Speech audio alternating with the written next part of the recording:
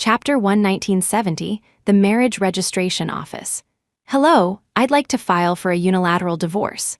The woman before the clerk wore a floral blouse and a matching skirt, her two braids tied with strips of the same floral fabric. Yet her eyes were filled with unwavering determination. After receiving the clerk's go-ahead, Elara Vance took a set of prepared documents from her bag and handed them over. The clerk examined the materials carefully before looking up at her. "Ma'am, we have received your application. If you do not come to withdraw it within 1 month, the divorce will be legally finalized." She nodded, offered her thanks, and walked out of the registration office, clutching her bag. As evening approached, the sun slowly dipped behind the mountains, leaving a brilliant sunset in its wake. The 2 rows of old poplar trees lining the alley stood tall, their trunks erect in the fading light. A gentle breeze swept by, carrying away much of the day's oppressive heat. People, getting off work from the factories, rode their bicycles in small groups, the bells ringing as they passed her, gradually pulling her back from her thoughts. No one would have guessed that Elara Vance had been reborn. In her previous life, she and Ethan Blackwood had been deeply in love. After their wedding, she moved with him into the military family housing. Although he was incredibly busy after their marriage, he would always rush home to have dinner with her the moment he completed a mission. He never forgot to prepare gifts and surprises for anniversaries and birthdays. The monthly allowance he gave her was more than generous, making her the envy of the entire housing compound. Everyone said she had found a wonderful husband. Their relationship was a match made in heaven in everyone's eyes, but only she knew that their world always contained a third person. Linda White, the widow of Ethan's comrade in arms. On Elara's birthday, he left her to go shopping with Linda. When she was sick, he abandoned her to comfort Linda, who was afraid of thunderstorms. When she suffered from menstrual cramps, he left her to care for a sullen Linda. When the 3 of them went out to eat, he ordered spicy dishes that Linda loved, completely forgetting that Elara's stomach couldn't handle spice. When they went hiking, Linda lost her footing, pulling Elara down with her. Linda scraped her arm, and he immediately carried her down the mountain, while Elara had to go to the hospital alone in the middle of the night. There were countless other incidents like this. It wasn't that she hadn't been jealous or caused a scene. She had even been willing to give Linda half of their family's savings to ensure she could live without worry for the rest of her life, just so Ethan would stop seeing her. But his excuse was always the same. "I only see her as a comrade's widow.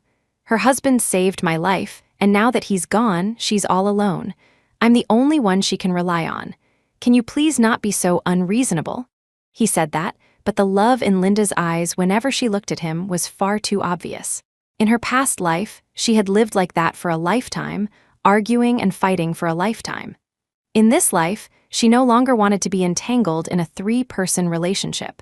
So, the first thing she did after being reborn was to end this marriage for good. If Ethan found out she wanted a divorce, he would absolutely refuse to sign the papers. That was why she had come to the registration office to file for a unilateral divorce, a method that only required one party's application. Once the divorce was final, she would be free. She would leave this place, live the life she wanted, and never again tie her existence to a man. But as she reached the gate of the housing compound, she paused. Since getting married, Ethan had made her quit her job. Now she had no income. Not only was her future uncertain, but she couldn't even afford a bus ticket to a faraway place. Although Ethan gave her money, she had to report the reason and destination for every single expense. If she suddenly spent a large sum, he would definitely become suspicious. So where would the money come from? After much thought, she made a bold decision. She would cooperate with Linda White, who had always adored him, and personally push Ethan toward her. So she knocked on Linda's door. Without any pleasantries, she got straight to the point. "Linda, I want to make a deal with you. I know you're in love with Ethan. From today on, I will do everything I can to create opportunities for you two to be alone. All you have to do is give me a sum of money after it's done. In 1 month, I will completely disappear from your world." Chapter 2, Linda stared at her in disbelief. It took a long moment for her to recover. "Elara Vance, what kind of joke is this? How could I possibly be in love with Ethan?" Elara gave a cold smile. "You know perfectly well whether it's a joke or not." Seeing her determined expression, Linda finally began to size her up, a smirk playing on her lips. Fine, so I am in love with Ethan, but why should I believe you? Ilara's expression was calm. I'll find a way to make you believe. I'll have him come see you tonight. You should prepare some of his favorite dishes. Without waiting to see Linda's reaction, she turned and left. As soon as she opened her front door, the housekeeper came forward, taking her bag and asking, "Ma'am, what should I prepare for dinner tonight?" Ilara glanced at the clock on the wall and said faintly, "Just a few light dishes will do for tonight. As for the portion, just make enough for one person." That evening, as the clock on the wall struck 9, the door swung open. Ilara was eating dinner. She looked up at the sound and saw the man who walked in broad-shouldered, lean-waisted, and strikingly handsome, his deep eyes filled with a cool indifference. Ethan Blackwood walked towards her, shrugging off his outer coat and handing it to the housekeeper. When he saw the table was full of dishes that were completely contrary to his taste, he froze just as he was about to sit down. Why are the dishes so bland today? In the past, this kind of food would never have appeared on their dinner table. Even if it was an oversight, Ilara would have immediately gone to the kitchen to whip up a few spicy dishes for him. But now she didn't move a muscle, only speaking with a detached tone. "I haven't had much of an appetite lately. I feel like eating something light." After speaking, she picked up her chopsticks and began to eat on her own. As if she had suddenly remembered something, she looked up at him. "Linda has already cooked. Why don't you go eat at her place?" He froze, his brow furrowing slightly. "Haven't you always disliked me seeing her?" A trace of irony flashed through Ilara's mind. So he had known all along. He knew she disliked him seeing Linda, yet he still chose to leave her for Linda every time. She looked up and smiled, her eyes clear. "Didn't you always say you only see her as a comrade's widow, and that I should be more generous? Well, now I'm learning to be generous bit by bit. Ethan Blackwood, reborn in this life, I will grant your wish. I'll generously let you go have dinner with her, generously let you have time alone with her, and finally, generously give you to her." Her tone was light and magnanimous, just as he had hoped for all these years. But for some reason, a strange feeling settled in Ethan's heart. However, under her insistent persuasion, he eventually went. Ilara watched him put his coat back on and leave, then turned to the living room window to look toward Linda's house. Only when she saw the lights turn on over there did she get up and ask the housekeeper to clear the dishes and lock the door from the inside. Finally, the lights in the Blackwood house went out, one by one. On the other side, seeing Ethan arrive as promised, Linda's eyes lit up and she hurried to greet him. She fussed over him, asking if he was cold or tired, and took the coat he removed. Looking at the table full of spicy dishes, all his favorites, the man felt something was off. He wanted to ask what was going on, but Linda's incessant chatter pushed his questions back down. The meal lasted longer than usual. By the time he stood up to leave, under the woman's slightly reluctant gaze, he discovered that the lights in his own house were already out. His brow tightened. He knocked on the door and called Ilara's name several times, but the house remained silent. He tried the door, only to find it was locked from the inside. What was going on? He pushed hard a few times and knocked for a while longer, but there was still no response. Finally, with nowhere else to go, he had to return to Linda's house and explain his predicament. Hearing that Ilara had actually locked him out, Linda's heart pounded uncontrollably.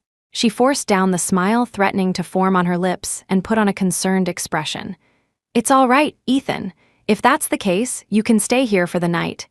Ethan rubbed his temples, his voice cool. "Thank you for your trouble tonight. I'll just sleep in the living room. I won't go anywhere else."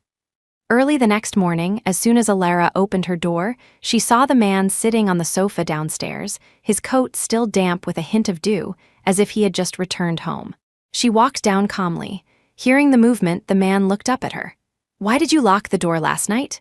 She sat at the dining table, sipping her porridge, and replied nonchalantly, "There have been a lot of burglaries lately. I've gotten into the habit of locking the door. I forgot you went to Linda's. I'm sorry." Hearing this, Ethan didn't think much more of it. He took a ticket his aide had bought for him from his pocket and placed it in front of Ilara. "Work has been busy lately, and I haven't had much time to spend with you. I'll have someone pick you up after I'm done with my work. We'll go see a movie together this afternoon." She nodded, but didn't pick up the ticket from the table. After breakfast, the man changed his clothes and left. Hearing the sound of his car driving away, she finally put down her bowl and looked at the movie ticket on the table. In their previous life, they had been married for 5 years, and he had never watched a complete movie with her. He always left midway because of something related to Linda.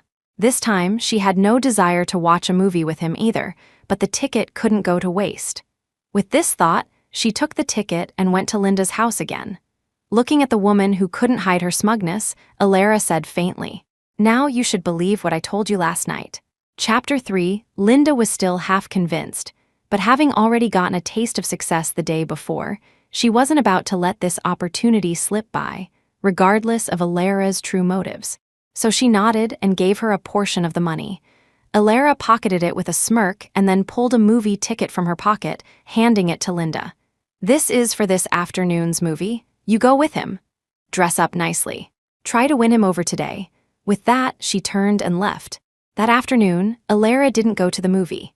Instead, she took a nap at home, watered her flowers, and enjoyed a leisurely time. It wasn't until dusk fell that the man walked in, his brow slightly furrowed with a hint of displeasure, just as she was about to fold the newspaper on her lap and head upstairs. "Why didn't you come to the movie today?" Alara's hand paused as she folded the newspaper. "I wasn't feeling well today." Hearing this, the man reached out to touch her forehead. "Should we go to the hospital?" She shook her head. "No need." Just then, a shrill ringing broke the silence. As she was about to get up, the man beat her to it and picked up the receiver. Because she was standing so close, the voice on the other end came through clearly. When she heard the words "marriage registration office," she instinctively clutched the newspaper tighter and held her breath. After what felt like an eternity, the man hung up and looked at her. The marriage registration office called. They said some documents are missing, but didn't specify what. "Why would you go to the marriage registration office?" She finally breathed a sigh of relief, her face betraying nothing. "Our marriage was so rushed, wasn't it? They were just missing some paperwork. I'll go and sort it out myself later." Fortunately, Ethan just grunted in agreement, not giving it a second thought, and went to wash up. After he was done, as if remembering something, he pulled an invitation from his pocket. "By the way, old man Miller from the unit has his birthday the day after tomorrow. You'll come with me." Alara couldn't refuse this, so she nodded. On the day of the party, countless handsome men and beautiful women danced gracefully to the sound of an accordion. Initially, Ethan had intended to ask Alara to dance, but she shook her head. "I'm still not feeling well.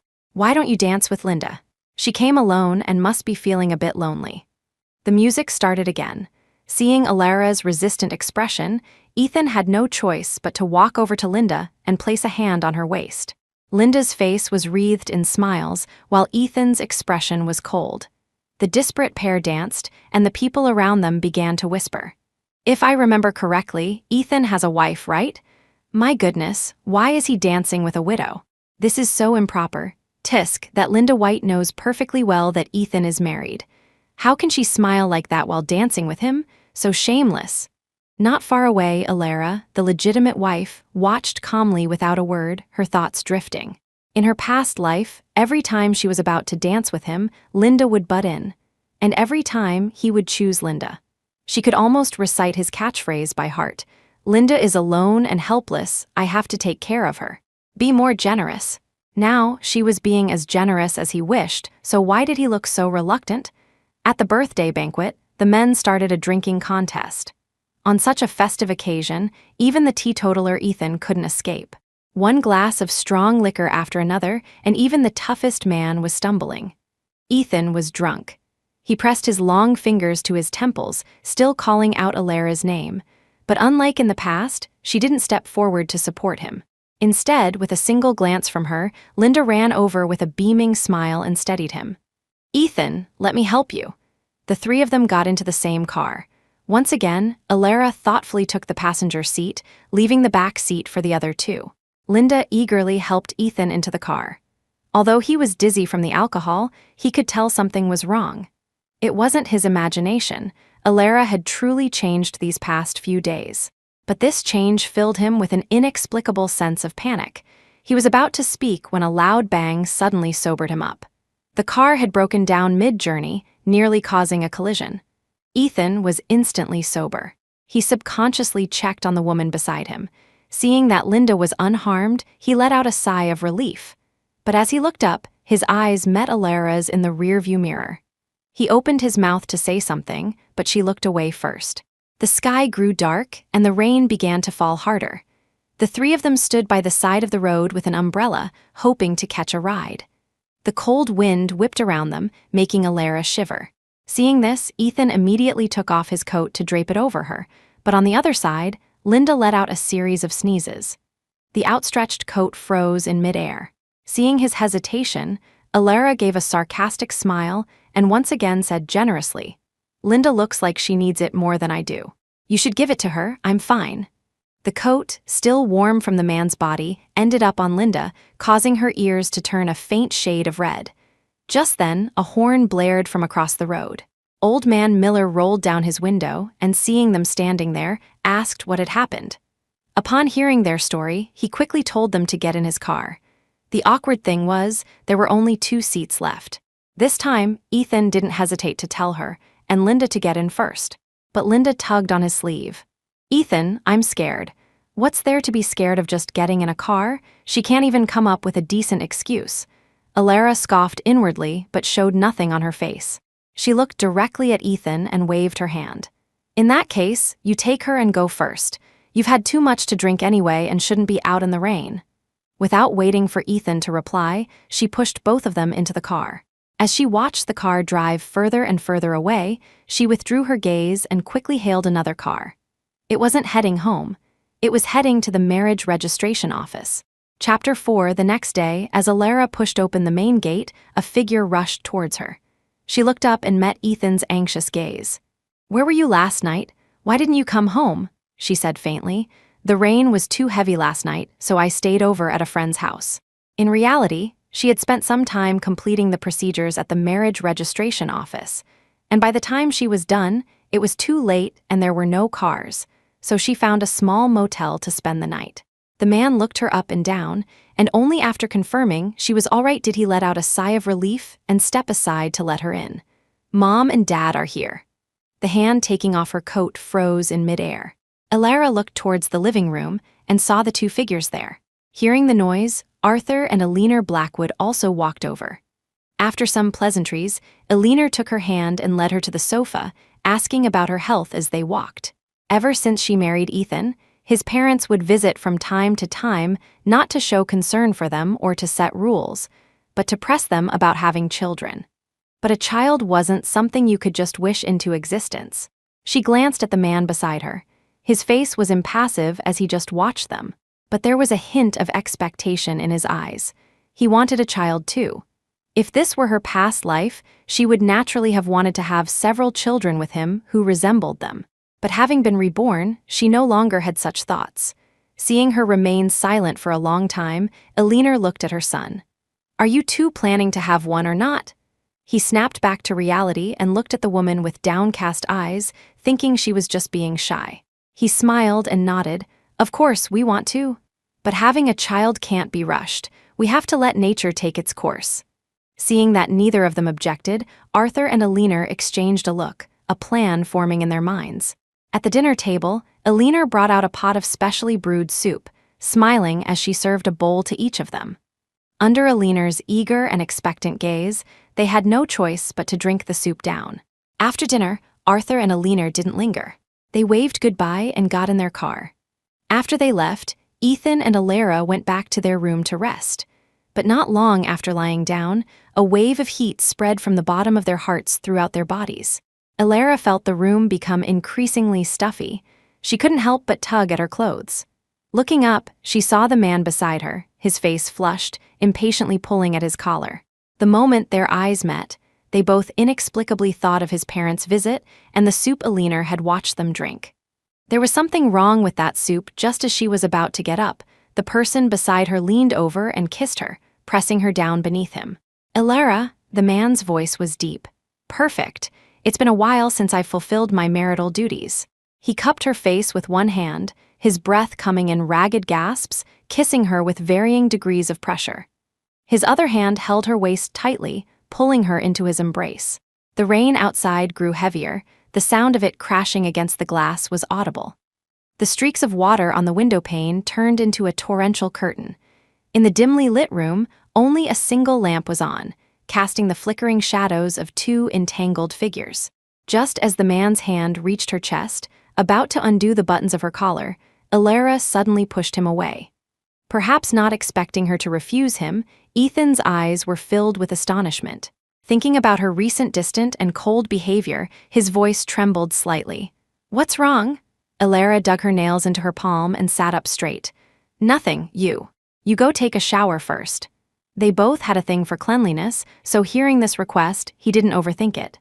He endured the fire within him and got up to walk towards the bathroom. After Ethan went into the bathroom, Elara quickly grabbed a glass of water and chugged it down. Then she turned, climbed out the window, and crept to Linda's window, knocking softly. "Get to his room quickly. He's been drugged." This is the perfect opportunity. Don't let it slip away without waiting for Linda's reaction. The woman turned and left. On the other side, after his shower, Ethan walked out of the bathroom, drying his hair with a towel. The dim light had been turned off. He could only vaguely make out a figure on the bed. Without suspicion, he walked over and pressed the person down beneath him again. He grabbed one of her hands, lacing their fingers together tightly, and pressed it above her head. A series of light kisses fell upon the woman's body, and his hands grew bolder. Just as he touched her soft flesh, a soft moan escaped the woman's lips. As if waking from a dream, he abruptly propped himself up, rolled to the side, and flicked on the light. The glaring light instantly illuminated the entire room. The man's heart pounded, his pupils constricting. "Why is it you?" Chapter 5. Linda was momentarily stunned, not expecting him to find out. Her face paled and she stammered, unable to form a coherent sentence. "Ethan, I." The next second, a grunt escaped the man's lips, and she watched him collapse in front of her. Behind him, Elara lowered the wooden stick, frowning at her. "Still not leaving?" That snapped her back to reality. She grabbed a nearby coat and fled in a panic. In the morning, Ethan walked down the stairs, rubbing the back of his neck, his brow furrowed in confusion. "What happened last night? Was Linda in my room?" Elara finished the last sip of her porridge and retorted, "Who? You went to sleep right after your shower. Who could have possibly been in your room?" Although the man had a nagging feeling that something was wrong, he couldn't remember the events of last night clearly, so he didn't press the matter. After all, how could Elara possibly let Linda into their room in the middle of the night? But he didn't know that this was all Elara's doing. She was pushing him towards Linda, step by step. After that, Ethan's work became extremely busy, and Elara couldn't find an opportunity to set him up with Linda. Until Ethan suddenly received a transfer order to Northwood. The catch was, he could only bring one family member. Holding the order, he hesitated. Before, he would have taken Elara to Northwood without a second thought. But now, there was Linda. Remembering Linda's husband's dying wish for him to take care of her, the paper in his hand crumpled. Finally, he returned home and, with great difficulty, brought it up with Elara. "Elara, I'm being transferred to Northwood. As compensation, the organization will provide a job at a television station for the accompanying family member. However, I can only take one person with me." His voice grew quieter, but Elara knew what he was going to say next. Her hands clenched tighter. Sure enough, the man's voice continued. "Linda just lost her husband, and she's all alone with no one to look after her. So, I was thinking of taking her to Northwood first. Would you mind letting her have the job? Once I'm settled in Northwood, I promise I'll come back for you." Yes, it was the same situation as in her past life. At first, she hadn't agreed. She was his wife, his family. Why should she give up her opportunity for an outsider? Even if that outsider's husband had saved his life, there were plenty of other ways to repay the debt. Why did he have to sacrifice her future for it? She had argued with him for a long time, but in the end, he still took Linda to Northwood. He left her here alone, waiting for years. And so, alone and helpless, she became an easy target for bullying. And Linda still had to twist the knife. She would periodically send taunting letters. Each one not only detailed how Ethan was taking care of her, but also included intimate photos of her resting her head on Ethan's shoulder while they watched movies. How blindingly painful. In those years, she had cried all the tears she had for a lifetime. Now, just like in the last life, faced with the same choice, he still chose Linda. Elara looked up at the man before her. His every word was about his plans for another woman. without a single thought for her feelings or her future. But this time she didn't argue, nor did she make a scene. She just looked at him quietly. "Okay, I agree." Perhaps because she agreed too readily, the man didn't react for a moment.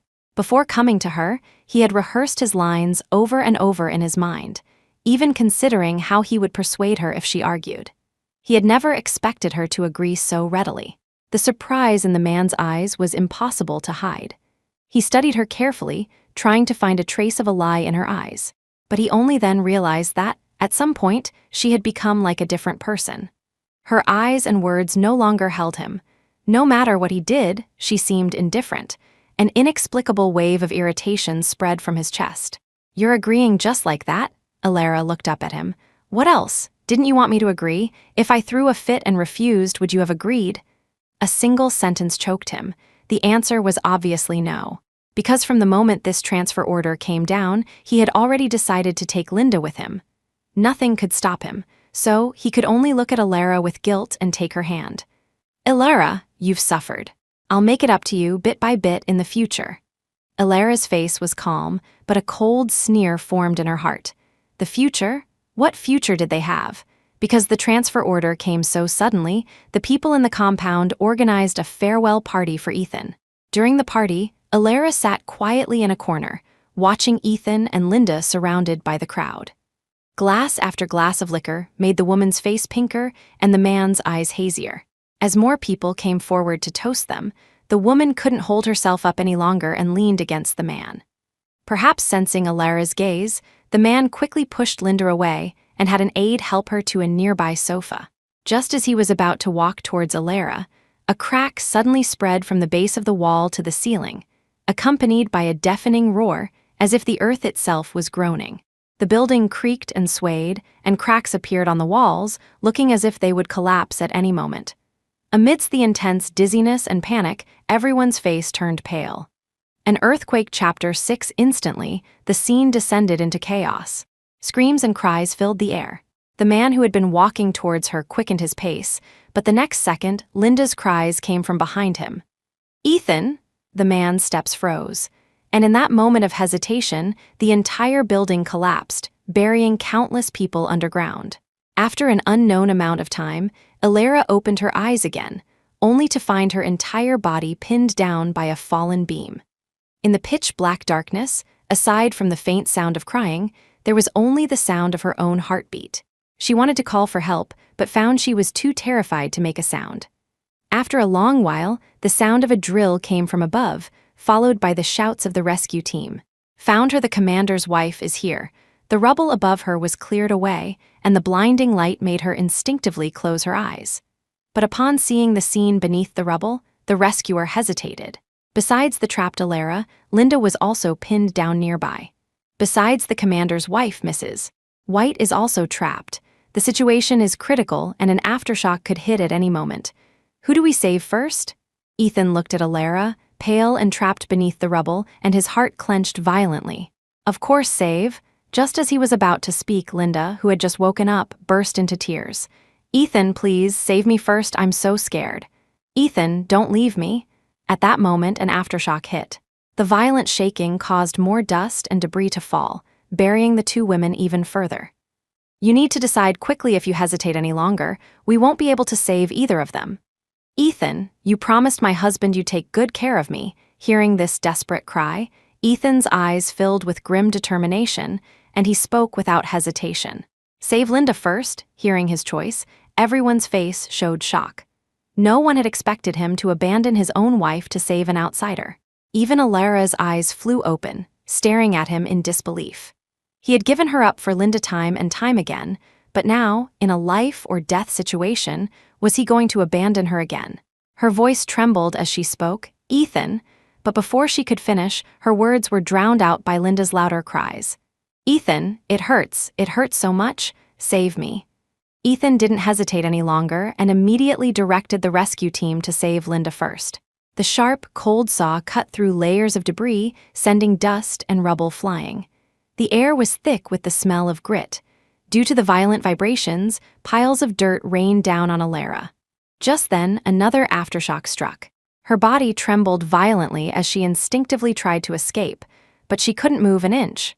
By this time, Ethan had gritted his teeth and sawn through the last piece of wood, pulling Linda out. With a loud boom, the wreckage suddenly collapsed further. Her body, which had been half exposed, was once again buried in darkness. Ilara, in the last moment before she lost consciousness, the man's terrified expression was seared into her memory. Pain.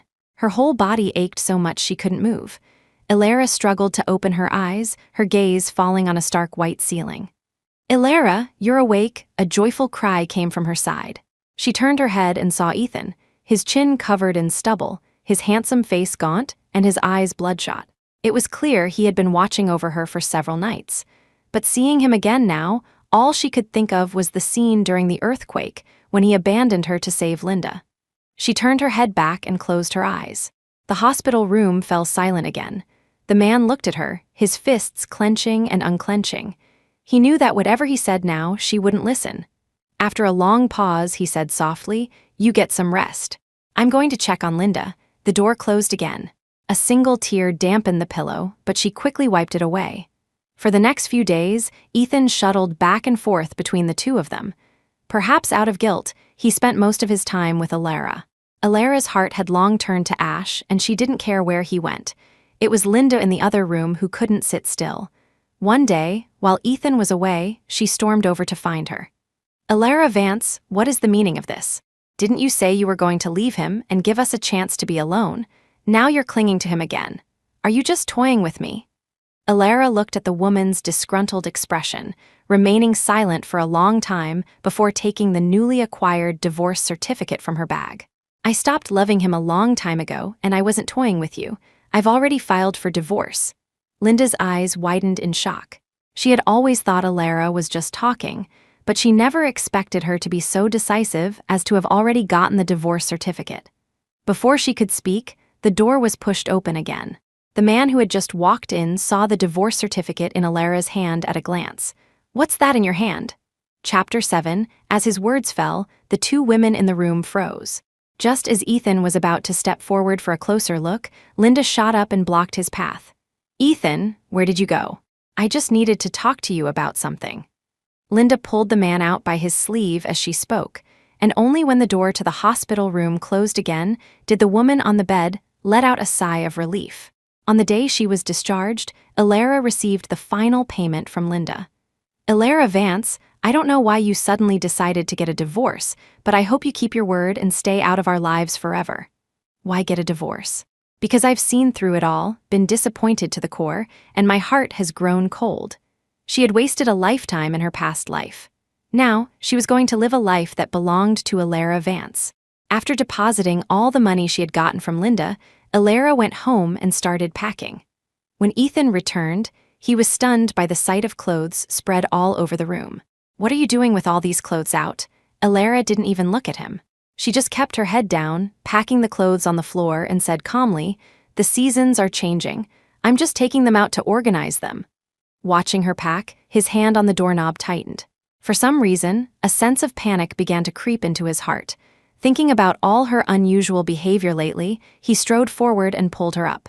"Stop packing. I'll buy you new clothes when we get to Northwood." She frowned, not understanding what he meant.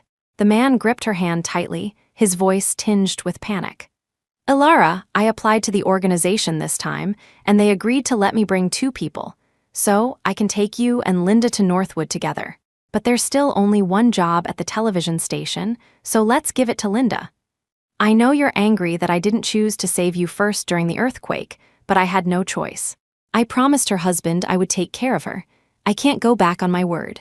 Can you please stop throwing a tantrum?" Hearing this, she looked at the man before her calmly, her heart filled with irony. He thought she was throwing a tantrum, but what right did she have to throw a tantrum? In her past life, there was also this earthquake. She wasn't trapped with Linda then, but he still chose to save Linda first. It wasn't until he had been with Linda at the hospital for half a month that he remembered to call and ask how she was. And before that, Linda's group of friends had come to provoke her, telling her how much Ethan cared for Linda after her hand was injured, staying by her side day and night. Countless grievances welled up in her heart. She was covered in injuries, yet her husband was comforting another woman who had only suffered minor injuries. From admission to surgery to getting out of bed, she was alone through it all. While she cried in pain countless times, her husband was by another woman's side all night. The grievances gradually turned into anger and resentment. On the phone, she had a huge fight with him, venting all her frustration and anger. But the man on the other end said nothing, waiting until she had vented all her resentment. Then he said helplessly, "I told you there's nothing between us. If you want to think that way, there's nothing I can do." A chill spread from her spine throughout her body. She couldn't hear the rest of his words clearly. Not long after she was discharged, he took Linda to Northwood. Now, she was indifferent to everything, showing an unprecedented level of magnanimity and calmness, and he, in turn, applied to the organization to take her with him. She took a deep breath, a hint of irony flashing in her eyes, but she quickly hid it. But it didn't escape his notice. He grew even more panicked, as if he was about to lose something precious, and pulled her into a tight embrace. "Ilara, let's go together, okay?" Ilara's head rested lightly on his chest, listening to his steady heartbeat. She knew she couldn't refuse. If she did, he would definitely become suspicious. In his eyes, she was still the person who couldn't live without him, so she murmured softly, "Okay, let's go together." Hearing her answer, the man instantly let out a sigh of relief and thus missed the last part of her sentence. "Let's go together, but not to the same destination. Ethan Blackwood, you and I have long been on different paths." Chapter 8, on the day of their departure, Linda's smile vanished the moment she saw Ilara following behind them. But Ilara didn't even spare her a glance, simply picking up her suitcase and boarding the train. Throughout the journey, Linda was her usual dramatic self. She'd claim her ankle was sprained and needed Ethan to carry her onto the train, or that she was cold and needed to wear his coat, or that she was sleepy and wanted to rest her head on his shoulder. Ethan wanted to refuse. Each time, he would look at Ilara sitting opposite him, but her eyes were already closed. Finally, unable to resist Linda's persistence, he gave in to her demands, his attentiveness earning praise from the other passengers. "Miss, you've clearly married well. To have such a caring husband." These words made Linda blush, and she tried to nestle closer to the man, but he moved away from her, his face turning cold. "You've misunderstood. We're not in that kind of relationship." His explanation made Linda's face stiffen, but the nearby passengers just thought he was being shy. "Oh, come on, young man, what's there to be shy about? If you like her, just go for it. Besides, if you're not in that kind of relationship, why are you sitting so close?" At these words, the man immediately stood up and sat down next to Ilara. "This is my wife. She is just my friend." The passengers' gazes darted back and forth between the three of them. Eventually, they swallowed their words and turned to look out the window. An awkward atmosphere filled the train car. Linda bit her lip, looking resentfully at the man resting with his eyes closed. The train swayed as it moved forward. The dim light cast shifting shadows on her face. Ilara frowned and opened her eyes, only to bump her head on a suitcase next to her. Her cry of pain woke the man beside her. Ethan quickly opened his eyes and reached for her forehead, rubbing it gently as he looked at the suitcase. "Why did you put the suitcase here? I'll put it on the luggage rack for you." Just as Ethan was about to get up, Ilara pressed down on the suitcase. "No need, it's convenient like this." Seeing the clear refusal on her face, he said no more. When the train stopped, Ethan got up and went to the restroom. Linda, who had been feigning sleep, sat up straight and looked unhappily at Ilara across from her. "Ilara Vance, what on earth is your game?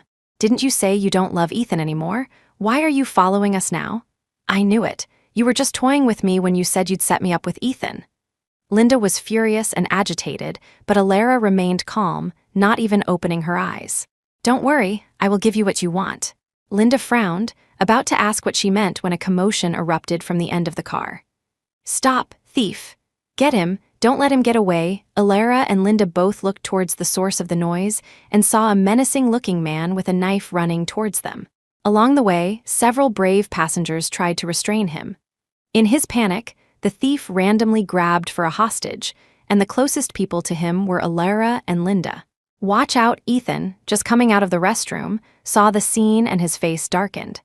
He lunged towards the thief, but the thief had already rushed between the two women with his knife. In the heat of the moment, he could only protect one of them. In a flash, he rushed over and pulled a terrified, pale-faced Linda into his arms. The next moment, he tried to pull Alara away, but he was a step too late. The thief had already grabbed Alara and, in the chaos, slashed her viciously with the knife. "He's killed someone," blood filled her vision. Screams erupted, and the carriage descended into chaos again. Ethan kicked the thief hard, and the arriving transit police rushed over to restrain him. "Oh, my dear, your arm," a nearby passenger quickly tore a strip of cloth from their own clothes to staunch Alara's bleeding. Ethan also rushed over, his expression frantic. Alara, the words he was about to say caught in his throat. The woman's left arm was bleeding profusely, yet her gaze was so calm, chillingly calm. For the rest of the night, they sat in the same row, separated by the aisle. He redressed her injured arm while talking to her, his voice tinged with lingering fear. "Alara, I'm sorry, just now I know you don't have to say it." Ethan looked up, his eyes filled with guilt. Seeing that she didn't want to listen, his words turned into a long sigh. "Alara, when we get to Northwood, let's live a good life, okay? Whatever you want, I'll buy it for you." She just watched him silently, saying nothing. They were already divorced. How could they live a good life together? Even if they were to live a good life, it would only be him and Linda, not her. She just closed her eyes wearily, remaining silent. Seeing she was tired, Ethan didn't press on with his explanation. Instead, he gently covered her with a blanket. He knew there would be plenty of time in the future. With that thought, he too closed his eyes in exhaustion. In the dead of night, when the entire carriage was asleep, Alara slowly opened her eyes. She picked up the luggage at her feet, then tucked the divorce certificate into the hand of the sleeping Ethan beside her. Looking at the sleeping man, she felt a momentary daze. She had seen this face countless times. When he proposed, this face was filled with joy, and he had even cried like a child. On their wedding night, this face was flushed red, even sweating from nervousness. When they argued about Linda, this face became helpless and cold, his tone filled with accusation. The past flashed before her eyes, converging into the face before her now. She had seen this face for 5 years and loved it for 5 years. From now on, she would never see it again. The train's arrival announcement sounded. The man stirred but didn't open his eyes. She didn't look at him again. She picked up her luggage and got off the train. The wheels of the suitcase rumbled on the stone platform. She slowly walked in the opposite direction of the train. She never looked back. Chapter 9, Passengers, the train has arrived at Northwood Station. Please gather your belongings and disembark in an orderly fashion. A conductor with a megaphone walked through the aisle, repeatedly reminding the sleepy passengers. In a daze, the man raised a hand to rub his eyes. The next second, something fell from his hand to the floor. He instinctively bent down to pick it up, but the sight of the object shocked him wide awake. A divorce certificate. His mind went blank with a loud buzz. He tried to pick up the certificate, but his hands trembled so much it took several attempts. The moment he opened it, his own solo photo stared back at him, half his face stamped with the official seal of the divorce certificate. It was a glaring sight. He sat up straight and looked at Alara's seat. It was empty. Even her luggage was gone. The man panicked, shouting Alara's name, but besides the confused stares of other passengers, no one else looked his way. Heedless of everything else, he rushed off the train and searched the platform, but his search was in vain. A surge of anger rose in his chest.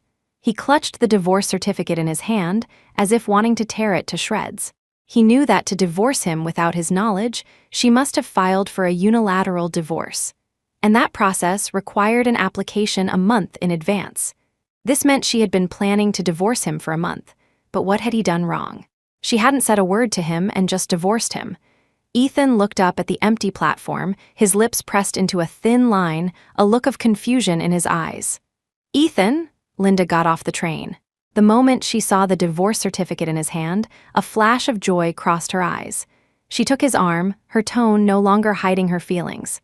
"Is that a divorce certificate?" "Ethan, since she divorced you, then we—" Before she could finish, a blush spread across her cheeks. But the man pushed her away, his expression serious for the first time. His eyes held none of their former concern, and even his form of address changed from Linda to Miss White. "Miss White, my duty to take care of you ends here." The woman froze, a chill running through her. What did you call me?" In the past, the man would have comforted her, but now he just looked at her with detachment. "Miss White, You know that the reason I took care of you was entirely due to your husband's last wish. I have now fulfilled his wish by bringing you to Northwood and finding you a stable job. From now on, you and I have no further connection." His words grew colder, and the woman's tears flowed freely. It wasn't resentment, but fear. She had worked so hard to reel in such a powerful and influential man. How could she let him go so easily? She rushed forward and hugged the man tightly from behind. "No, I won't leave you, Ethan Blackwood. Since you agreed to my husband's last wish, you should see it through to the end. Why are you abandoning me like this?" The man broke free from her grasp and looked at her coldly. "Linda, don't be too greedy." "Greedy? Ethan Blackwood, do you dare say that after all these years of taking care of me, you haven't developed any feelings for me? Are you really willing to let me go?" The woman's memory had always been good. She clearly remembered the day her husband died, how he had held her and comforted her softly. She remembered how he had held her waist tightly at the dance, how he had shielded her during the car accident, and all the moments on the train and during the earthquake. His eyes could deceive others, but they couldn't deceive her. How could he possibly not like her? The man clutched the divorce certificate, its sharp corners digging into his hand, but the pain only made him clearer. That wasn't love, it was responsibility. "If you had gotten hurt in any way, how could I have faced your husband?" Linda shook her head, tears streaming down her face. "If it wasn't love, why were you so good to me?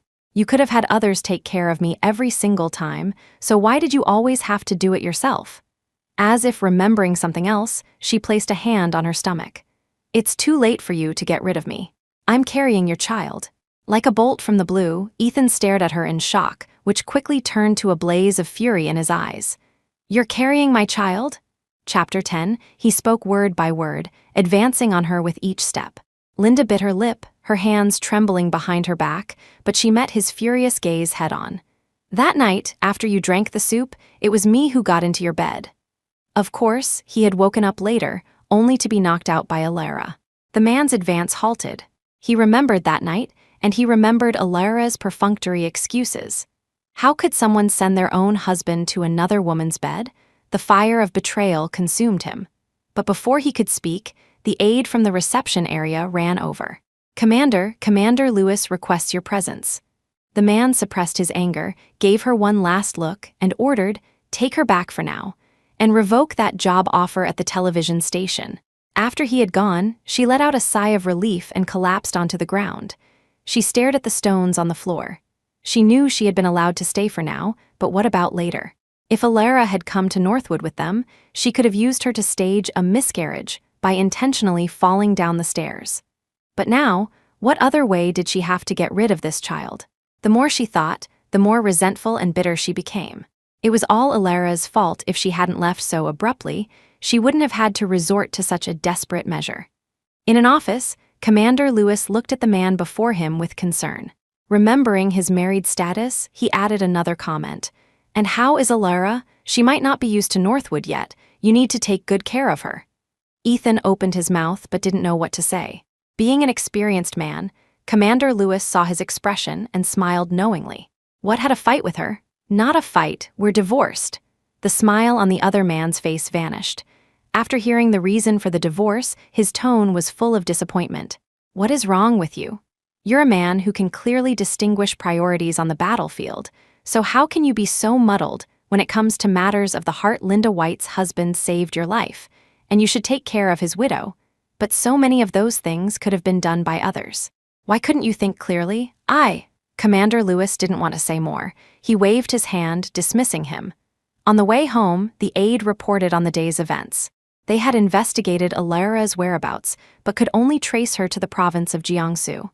They didn't know her exact location.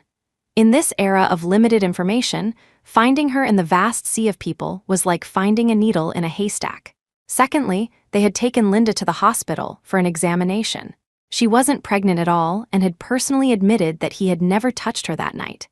However, since she was a soldier's widow, they couldn't just throw her out, so they had to let her stay at the Blackwood house for the time being.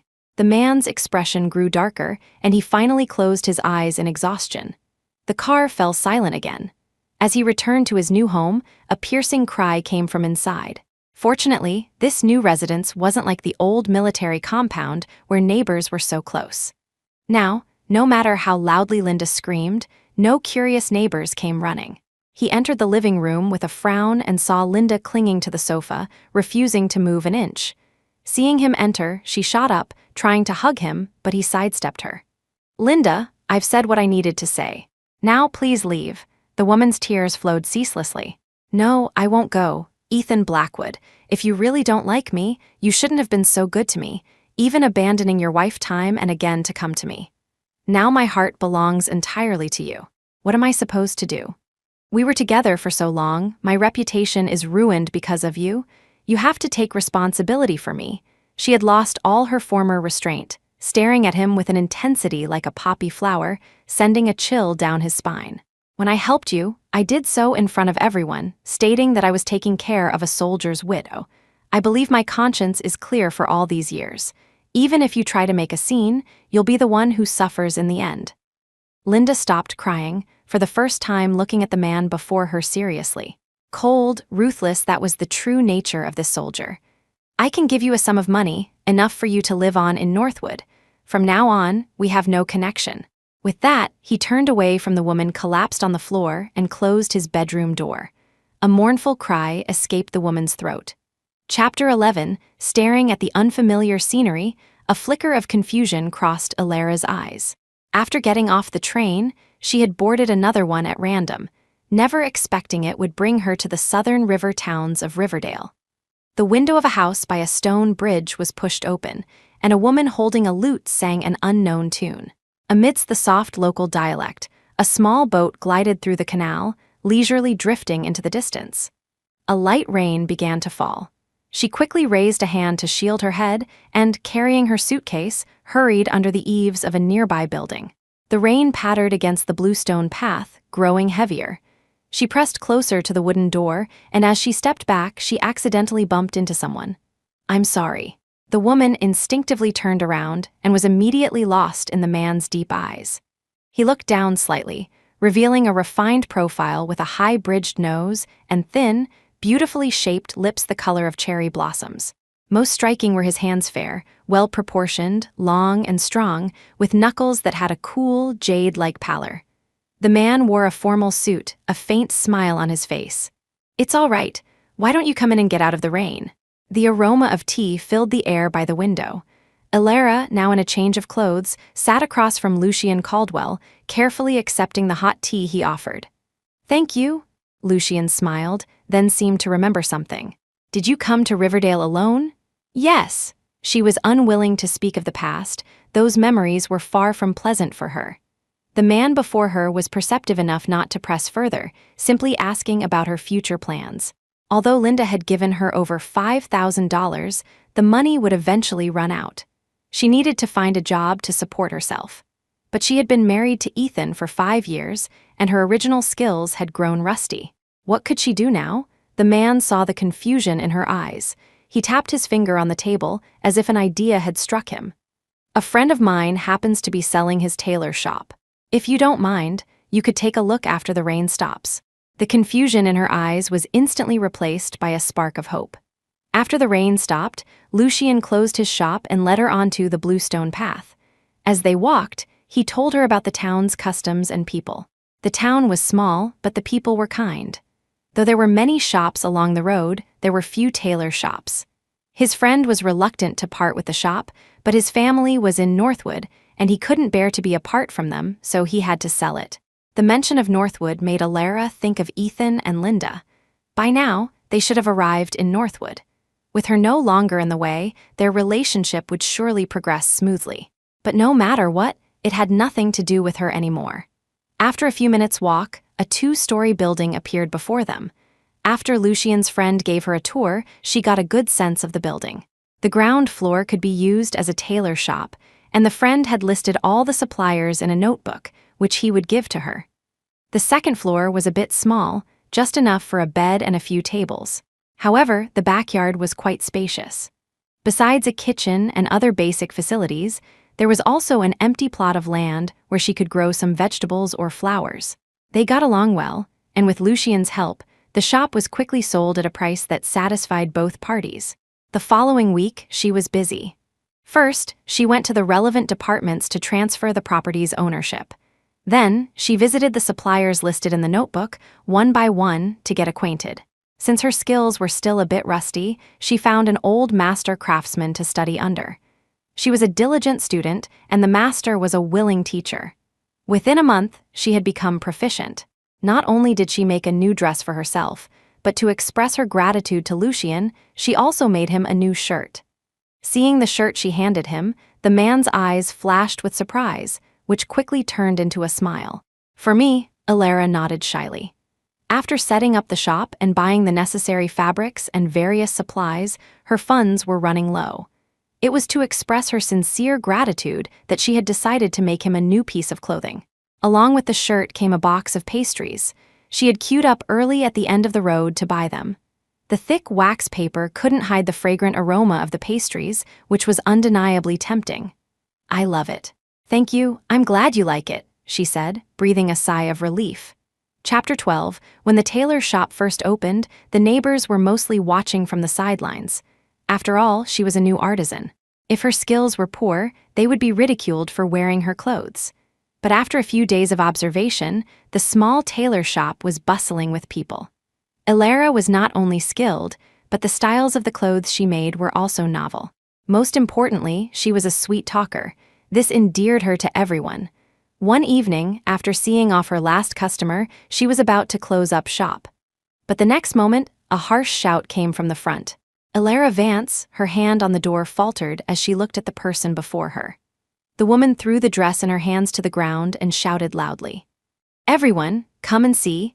It's this tailor shop. I spent so much money to have them make me a new dress, and the fabric is terrible. It tore before I even wore it." It was after dinner time, and everyone was out for a stroll. At the sound of the commotion, a crowd gathered. Seeing that the person at the center of it was Elara, people began to whisper among themselves. "How could it be Master Vance? Her fabrics are always good. I've had clothes made by her several times, and there's never been a problem." Exactly, how could she use such poor material? As the voices of doubt grew louder, the woman's face grew uglier, but she persisted. "You're all just ganging up on me because I'm a woman. Why would I lie and ruin my own reputation? Her fabric is just this bad. I want my money back." She then called out a few other women from the crowd, all of whom were holding torn clothes. Elara narrowed her eyes. Even if she were a fool, she knew this was a deliberately staged scene. She couldn't make that many dresses in a month, and she made clothes for men, women, the elderly, and children. How could it be that only the clothes of these few young women were damaged? She scanned the crowd and soon spotted a furtive figure. It was the owner of the tailor shop next door. Just as she was about to confront him, a large hand grabbed her arm from the side. The woman turned to see Lucien shaking his head at her. Then the man stepped forward, picked up the dress from the ground, and examined it carefully. "What proof do you have that this dress was made at her tailor shop?" The woman was frightened by the coldness in his demeanor and took a step back, but she still insisted stubbornly. "What proof do I need? Only her shop has this fabric and this style. If she didn't make it, who else could have?" He sneered. "This style and fabric are available everywhere. It's not exclusive to her. Her shop can make it, and so can others." He turned the dress over, found a small piece of fabric in one section, and continued. "Everyone who has clothes made here knows that she has a habit of sewing a small piece of fabric on the back of the garment with her name on it as an anti-counterfeit mark. Not only is this piece of fabric sewn in the wrong place, but even the name on it is misspelled." At this, the woman's face turned deathly pale, and she stammered, unable to speak. The onlookers didn't need any more convincing. They swarmed forward, pointing fingers at her. The woman finally broke under the pressure and quickly revealed the person behind the plot. It was indeed the owner of the tailor shop next door. It turned out that his business had always been poor. When he saw the neighboring shop close, he had been overjoyed, thinking his time had come. But then Elara had taken over, not only reopening the shop, but making it even more successful than before. That's why he had resorted to this dirty trick. If the false accusation had succeeded, her customers would surely have flocked to his shop. But now, not only had his scheme failed, but he was also facing jail time. As the police led the owner away, the crowd applauded. The women who had made the false claims slipped away in the confusion, but Alara's expression remained heavy. "What's wrong?" The man looked at her with concern. She told him about what had just happened. "This incident has been a wake-up call for me. When business is good, people get jealous. Today they sent people to frame me, and in the future, there will surely be more, with even more cunning methods. Even if they buy clothes from my shop, once the items are out of my sight, who knows what they might do to them?" She turned and stroked the weathered wooden door, a look of reluctance in her eyes. When she first arrived in this unfamiliar place, she had been desperate to find a skill to support herself. But not long after opening her shop, she had encountered something like this. For a moment, she didn't know if she should persevere. Chapter 13, a hand rested on her shoulder. Lucian comforted her. "It's okay. The truth will always come out. I've encountered things like this before." At first, he too had been panicked. A fine tea cake from his cabinet had turned out to be of inferior quality. Faced with the customer's anger, he had been flustered, but he soon calmed down and reported it to the police.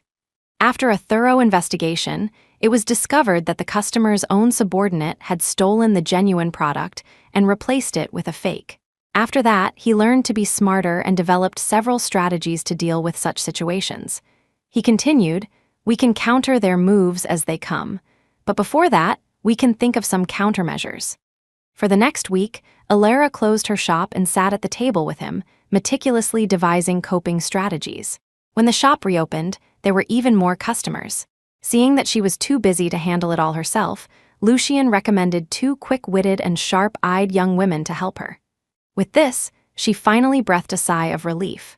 But before she could fully relax, Lucian brought more news. He was returning to Northwood. It was only then that she learned his true identity. He wasn't just a tea seller, he was the grandson of a commander in Northwood. He had come to Riverdale to recover from an illness, and now that he was better, it was time for him to go back. At his words, a sense of reluctance and a strange feeling welled up in Alara's heart. He was the first person she had met when she first arrived in the small town, and in the months that followed, he had helped her immensely. But just as they had become friends, they had to face separation. Seeing her reluctance, he felt an impulse to ask her to go to Northwood with him. But then he remembered that whenever they chatted, she always avoided the topic of Northwood, as if something unpleasant had happened there. In the end, he suppressed this unrealistic idea. "It's okay, I'll leave you my address. We can write letters." Hearing this, she could only suppress her reluctance. The day Lucian left, it was raining lightly, just like the day she had arrived. The man handed her the keys to his tea shop, saying she could go there to sit whenever she liked, to keep the place lively. Maybe I'll be back one day, but they both knew. He was a commander's grandson, a person of special status. How could he possibly return so easily? As she watched the car drive away until it disappeared from sight, Alara finally looked away but didn't return to the tailor's shop. Instead, she held her umbrella and walked along the bluestone path back to Lucian's tea shop. The moment she pushed open the door, she felt a sense of daze. In the past, whenever she came here, she always entered with a smile and left with a smile. Her gaze shifted to the window where they had chatted about everything under the sun and shared many interesting stories. She walked over and sat in her usual seat, but there was no one across from her to pour her hot tea anymore. The woman let out a long sigh. The man had just left, and she was already starting to miss him. Alara looked towards the door again, hoping to see his figure reappear at any moment, but even as darkness fell, the familiar person did not show up. Northwood, the Blackwood residence. Since his divorce from Alara, Ethan had become a different person, his emotions growing colder. The last time he had driven Linda away, she had tried to drug him. This time, there was no one to help her. She was quickly taken away by the police and sent to prison. Initially, her status as a soldier's widow should have resulted in a lighter sentence, but the investigation uncovered many of her past misdeeds. Coupled with Ethan's own wishes, not only was her sentence not lightened, but she faced even heavier punishment. When he returned home, there was no longer a figure waiting for him in the dim light, no hot meal on the table. Even though this scene repeated itself every day, he still couldn't get used to it. Finally, the housekeeper, hearing the noise, came out of her room and made him a bowl of noodles. The next morning, his aide brought him an invitation. It was for a reception hosted by the Caldwell family to welcome home their grandson, who who had recovered from his illness. Both for professional and personal reasons, he had to attend. At this thought, he subconsciously started to call for Alara to prepare a gift, but then he remembered they were long divorced and she was still nowhere to be found. In the end, he had the housekeeper prepare a gift and drove to the Caldwell residence. Chapter 14, The Caldwell residence was brightly lit. It was the first time Ethan had met the Caldwell's grandson. If Ethan was cold and ruthless, then Lucien Caldwell was as gentle and refined as jade. Such a handsome man made the group of girls nearby blush. After a brief exchange of pleasantries and presenting his gift, he went to the side and sat down, quietly looking out the window.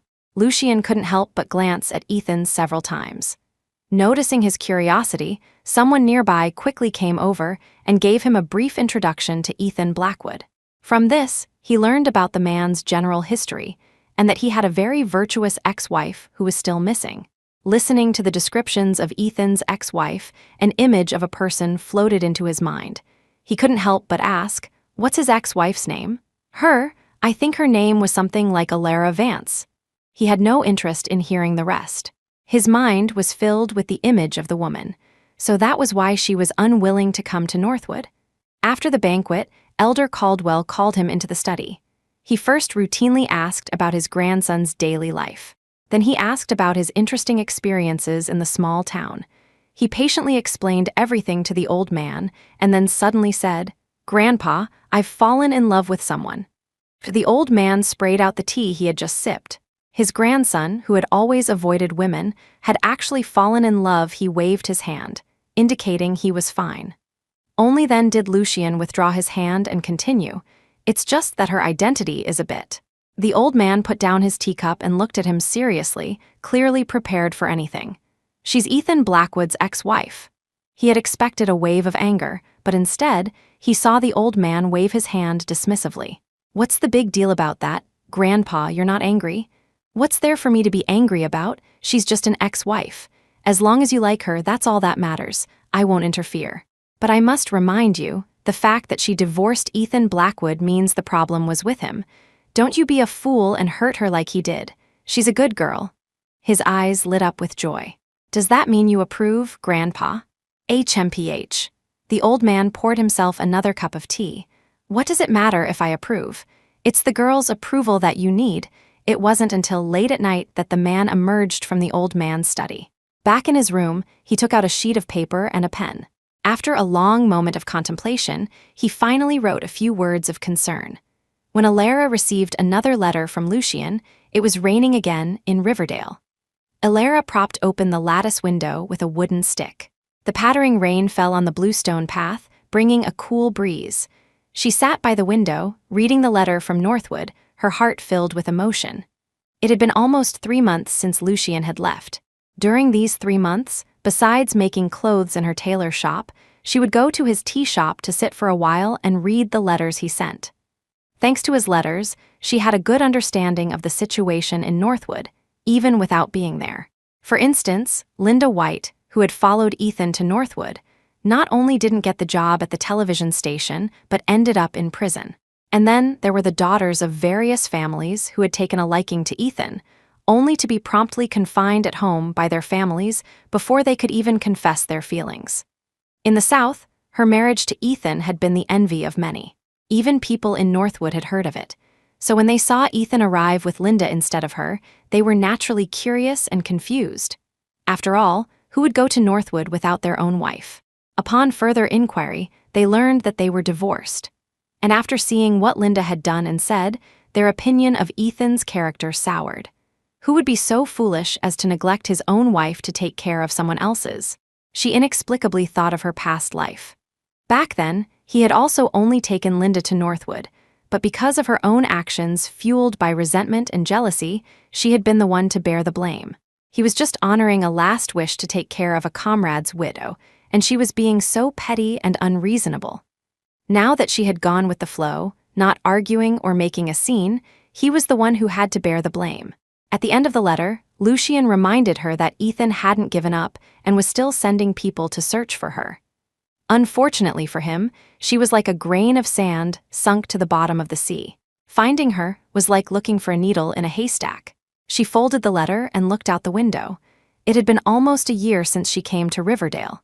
In that year, she had saved up a certain amount of money. Ethan might not be able to find her right away, but if he never gave up, she would be found one day. It seemed this place wouldn't be safe for much longer. Chapter 15, Ethan looked at the latest letter. It still said they hadn't found Alara. He frowned and crumpled the paper into a ball. A whole year, he still hadn't found her. Alara had been gone for a whole year. He had gone from initial panic to anger, and finally to his current state of helplessness. When he first started taking care of Linda, he had told people he had no other intentions toward her. Even when he had repeatedly chosen to save Linda first, it was only because of his comrade's last wish. But not only did she not believe him, she had secretly filed for a unilateral divorce. In the man's memory, she had always been gentle and understanding, but on this one matter, she was hopelessly confused. The more he thought about it, the more agitated he became. Finally, he took a deep breath and picked up the phone again. Continue to send people to search. We must find her. Alara paid no mind to the fact that Ethan was desperately looking for her. She just looked at the person in front of her with joy. What are you doing back? Lucian brought his luggage inside, his eyes filled with a warm light as he looked at her. I was in a hurry to see someone. She was no longer an innocent girl with no experience in love. 5 years of marriage were enough for her to understand the meaning behind his words. Even if she didn't understand, the affectionate look in his eyes was impossible to hide. But after a failed marriage, she didn't have the energy to start a new relationship. The woman tried to brush off the topic, but the man grabbed her hand, his eyes filled with seriousness. Alara, I can't hide my feelings for you anymore. From the first moment I saw you, I couldn't see anyone else. This past year has been enough for me to be sure of my love for you. I know how Ethan hurt you, but I'm not him, and I won't become him. So, can you give me a chance to pursue you? His heartfelt confession made her blush, and she stammered, unable to speak. After a long while, she finally looked up at him. You know I've had a failed relationship. I'm not sure if I can accept a new one. If you really want to pursue me, it might take a long time, and the result might not be what you hope for. So, it's okay, I can wait. The next moment, she was pulled into a tight embrace, the clean, woody scent of him surrounding her. She stood stunned for a long moment before finally raising her hands to hug him back.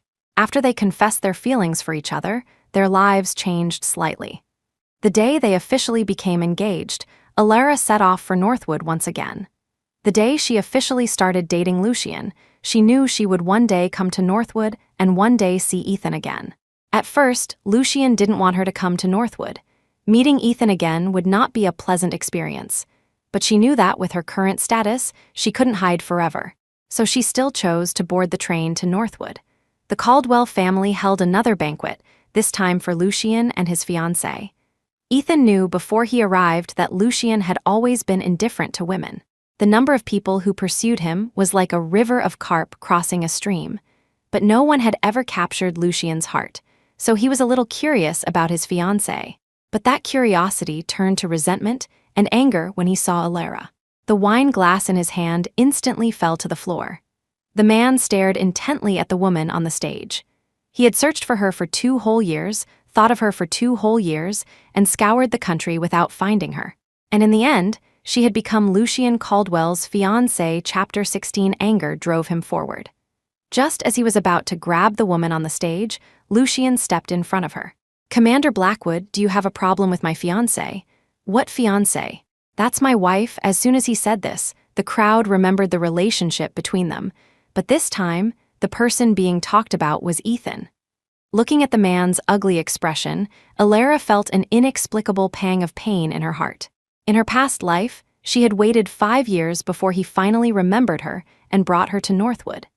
Seeing the two of them standing side by side on the stage, she could no longer contain her anger and rushed forward to slap Linda's face. That's my husband. The scene then was just like it was now. The crowd pointed fingers at her, and even Ethan looked at her with a cold expression. But he didn't try to stop it. Ethan Blackwood, are you insane? We've been divorced for a long time. If you're looking for a wife, it should be Linda. The man's face instantly turned pale. He looked at the woman before him in disbelief, unable to imagine that the person who had once loved him so desperately would say such things. Alara Vance, seeing that another scene was about to erupt, Lucian raised his hand to have Ethan thrown out, but the woman beside him stopped him. Let me talk to him alone. She had left in such a hurry back then. There were some things that had been left unsaid for 2 years, and it was time to make them clear. In the garden, she looked at the man before her, her eyes filled with a distance and coldness that mirrored the way he had looked at her in her past life. It was only now that she noticed Ethan looked more haggard than before, but no matter how wretched he looked, she no longer cared. Do you know why I divorced you? From the moment he brought Linda home, no. From the moment he held Linda in the morning hall, a crack had appeared in their marriage. Every time he left her to go to Linda, she would have nightmares all night. Coupled with his ambiguous words and Linda's provocations, she had died full of resentment in her previous life. In this life, although he had explained himself when problems arose, he still sided with Linda. Was it because of responsibility? No, he was just using responsibility as an excuse to cover up his own infidelity. If he truly didn't like Linda, he shouldn't have personally helped her from the very beginning. There were so many people who could have gone, yet he insisted on going himself. If he truly didn't like Linda, he shouldn't have chosen to abandon her every time they encountered difficulties. She was his wife of 5 years. If he truly didn't like Linda, he wouldn't have used her future to benefit Linda. There were many ways to repay a debt of gratitude, yet he chose to sacrifice her future. Perhaps he had developed feelings for Linda the moment he held her, but in his eyes, Linda was just a light porridge, something nice to have occasionally. The main course would always be a home-cooked meal like her. The reason he was so indifferent to her in the last life was because he was sure she couldn't leave him. Even if he got tired of Linda one day, there would still be someone who loved him desperately waiting at home. But in this life, without her unreasonable behavior as a contrast, Linda's obedience had also become unreasonable. Aren't all cheating men like this, eating from the bowl while looking at the pot? But how could a man like him admit he was cheating? He was just acting out of responsibility. But who takes care of a woman to the point where everyone around them thinks she's his wife? Ethan Blackwood, from the moment you held Linda in the morning hall, our marriage was cracked. There are many ways to repay a debt, but you chose to sacrifice my future. Every time she had a problem, you could have sent someone else to see her. The doctors, the police, the rescue workers, any of them were more professional than you, but you always had to do it yourself. Chapter 17. Your kindness to her surpassed even that shown to me, your ex-wife. Do you know what people outside were saying? They all thought you were her husband. How ridiculous. That time with the soup, if you truly loved me, you should have recognized from the start that the person in the bed wasn't me, not waited until Linda moaned for you to realize it. If you truly cared, you would have investigated it, not just casually asked me a few questions and then forgotten about it. And the earthquake, the incident on the train. Your reflex to abandon me to save her, what is that if not love? Don't use responsibility as an excuse. Which of the things you did for her was within the scope of responsibility? Perhaps from venting the grievances of 2 lifetimes, Alara couldn't stop crying. The man's eyes filled with pain. He instinctively wanted to step forward and wipe away her tears, but she sidestepped him. Tears blurred her vision, making it impossible to see the man's face clearly, but she still said, word for word, "Ethan Blackwood, if I could, I would wish I had never met you in this life." Including the last life. If she had never met him from the beginning, it would have been better. She wouldn't have suffered so much after getting married, and she wouldn't have died so miserably. Looking at her tear-streaked face, his heart felt as if it were being squeezed by something, the pain unbearable. His hand on the railing tightened so much that his knuckles turned white. A flicker of panic crossed his indifferent eyes. "No, Alara, listen to my explanation. I really never had any feelings for Linda. I admit I was good to her before, but that was all out of a sense of responsibility, But she had no patience to listen to him. She turned to leave. Ethan quickly tried to chase after her, but the next moment, a figure rushed past her and punched him in the face. "Get lost!" Lucian's face was filled with anger. Although he knew some of what had happened between her and Ethan, he had never imagined Ethan could be so cruel. He couldn't imagine how much pain she had endured during those 5 years of marriage.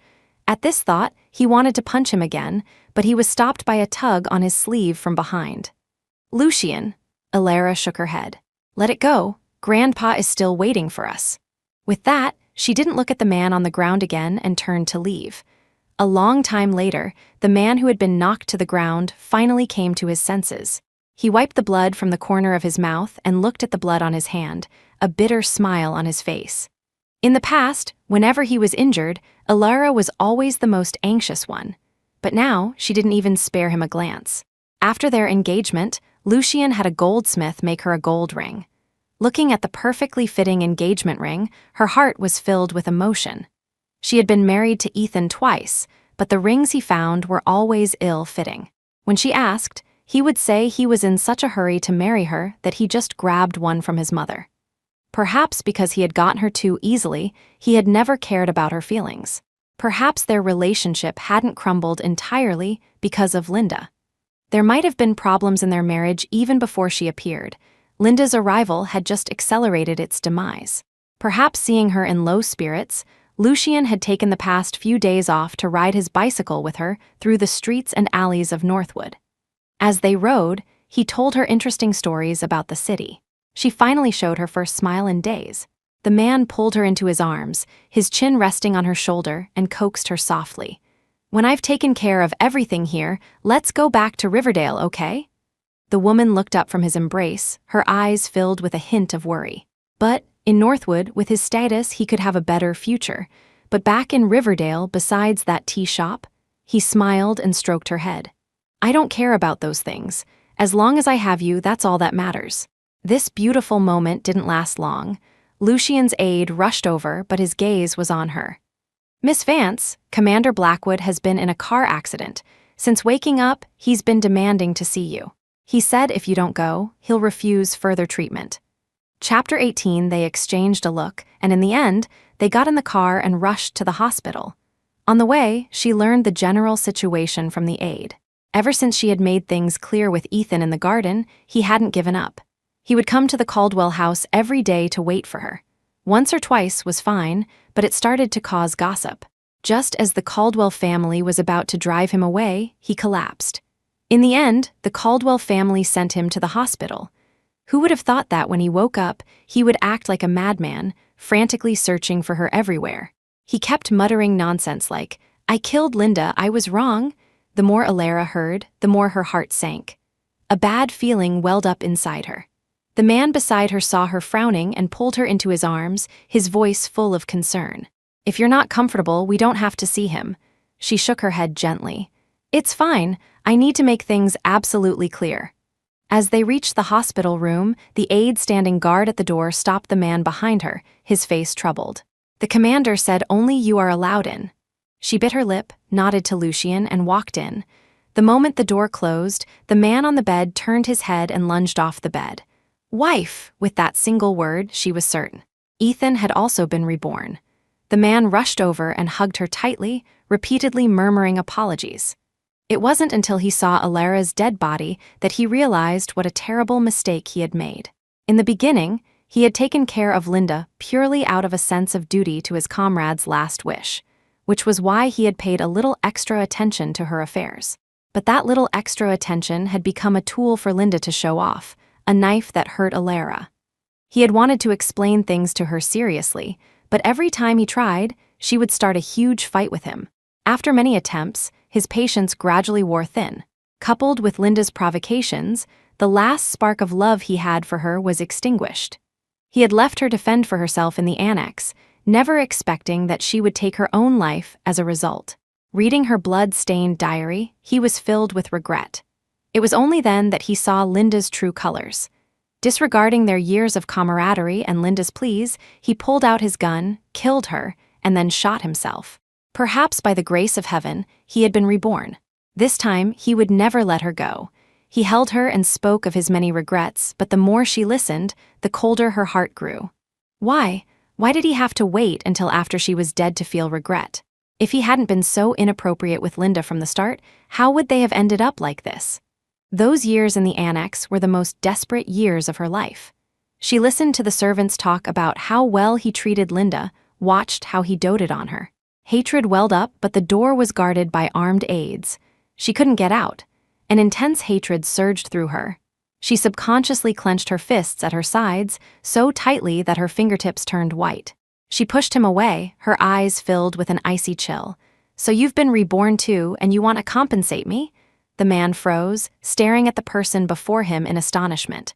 "Wife, you've been reborn too." Before joy could appear on his face, she slapped him across the face. "Ethan Blackwood, why were you reborn? Why won't you let me go?" Her hand, suspended in mid-air, trembled uncontrollably. Tears streamed down her face. She thought that heaven had given her a chance at rebirth out of pity, so after she was reborn, she didn't care about anything else but escaping this complicated relationship. Let the grudges of the past life stay in the past. But why, of all things, was he reborn too? "And we're already divorced, I'm someone else's fiancée now." Chapter 19, seeing the gold ring on her hand was like a bolt from the blue. The man's face turned deathly pale, but seeing the tears on her face, he wanted to step forward and hold her, but Alara took a step back. "Ethan Blackwood, whether you've been reborn or not, from the moment you held Linda in the morning hall, our marriage was doomed to fail." With that, she didn't look at him again and turned to leave. But Ethan rushed forward and grabbed her arm, his eyes dark, his deep voice filled with a plea. "No, don't, Alara. The fact that I was reborn means heaven wants to give me another chance to win you back. So please, can you give me one more chance?" This was the first time he had ever begged someone. In this life and the last, the first time he had ever begged her. In the last life, looking at her blood-stained corpse, endless regret had consumed him. The vibrant person who used to call his name so gently was now lying in a small coffin. The housekeeper who had taken care of her for years spoke with hatred in her voice, telling him how Linda had provoked her after she was confined to the annex, and how the servants had bullied her. Every time he thought of this, his heart ached unbearably. It wasn't until he was reborn and saw her again that the living, breathing Ethan felt an urgent need to atone, to earn Alara's forgiveness. "Ha!" She let out a cold laugh and advanced on him, step by step. "Begging me? When I begged you not to hold Linda, did you agree? When I begged you not to bring Linda home, did you agree?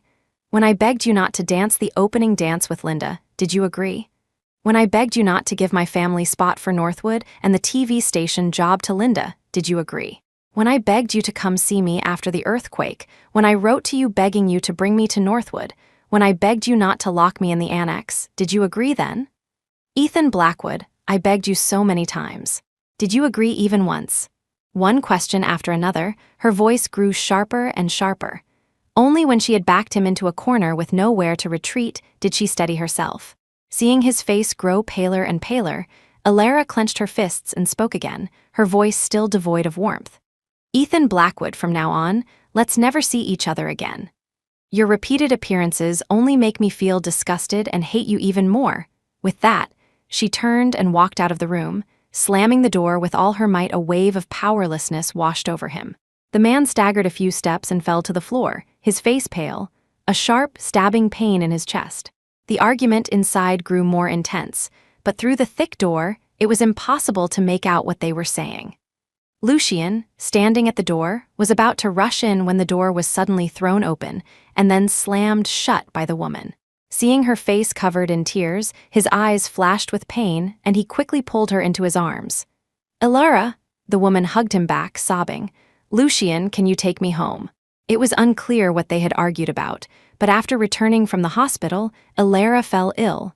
Seeing her refuse to talk about it, he didn't ask.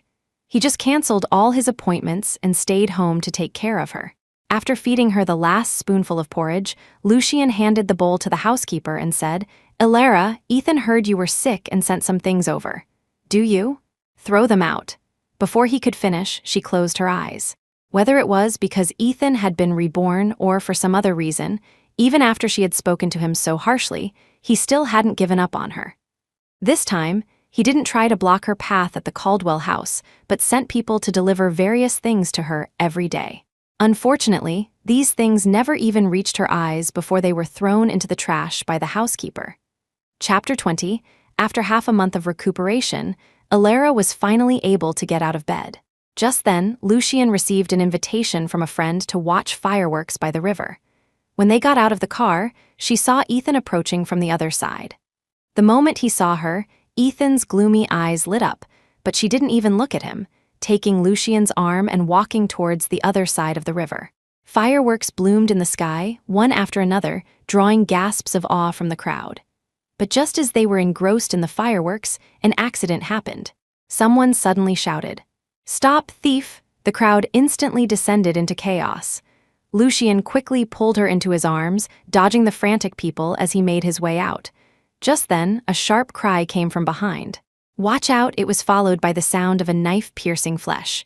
Elara whipped her head around, but before she could see what was happening, a warm, large hand covered her eyes. "Don't look." Her world went dark. She could only hear the screams around her. Someone's been stabbed to save her. Ethan had thrown himself behind her, using his own body to block the thief's knife. Perhaps because the knife was dull, or because the thief was panicking, his injury wasn't too severe. He had thought that after saving Elara, she would, out of decency, come to visit him in the hospital. Then he could act pitiful, say a few words, and she would surely soften. But he was discharged from the hospital, and she never once appeared. She had only sent the housekeeper with some nutritional supplements in the beginning. As the housekeeper was about to leave after dropping off the items, he finally couldn't hold back and called out to her, asking about Elara. The housekeeper just said, "Oh," before replying.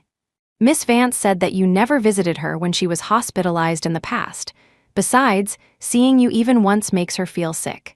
And she was frightened by the incident and can't leave the house. How could she possibly come to see you?" His outstretched hand fell to his side. He gave a bitter laugh. She was blaming him for staying by Linda's side with single-minded devotion during the earthquake in their past life, only remembering to call her when Linda was about to be discharged. Perhaps this was what he deserved. Meanwhile, seeing that she had fallen ill again from the shock, Lucien could no longer bear it. He declared that Northwood was not suitable for her and that he would take her back to Riverdale immediately. But they were only halfway through packing when their plans were halted. Seeing the rare cold expression on the man's face, she felt a pang of worry. She sat down beside him, concerned. "What happened? Why the long face?" He grabbed her hand, his brow furrowed. "Linda White has escaped from prison." Those simple words left her stunned for a long moment. It felt like a long time since she had heard that name. It turned out that Linda had escaped during an outdoor work detail. The entire city of Northwood was on high alert because no one knew what a woman who had been imprisoned for years might be capable of. Moreover, since she and Ethan were the people who had been closest to Linda, they were now designated as high-priority protection targets. The police sent people to search the entire city for Linda while also assigning officers to protect them. For her safety, Lucien stayed by her side, not leaving for a moment, afraid that something might happen to her. After being confined at home for a few days, they received news that Linda had been caught. The military compound was heavily guarded, and Linda was spotted by an aide as soon as she appeared. In the struggle, Linda snatched the aide's gun and fired wildly at Ethan, who was just getting out of his car. He dodged the first bullet but not the second. He was shot in the chest and rushed to the hospital for emergency surgery. Linda was sentenced to death for attempted murder, with the execution scheduled for the day after tomorrow. Before her sentencing, Linda specifically requested to see her one last time. Chapter 21, looking through the iron bars, she gazed at Linda on the other side, filled with a sense of complex emotion. Elara had seen Linda in many states. Before her own death in the previous life, Linda had always been radiant, wearing a floral dress Ethan had bought for her, twirling around and around.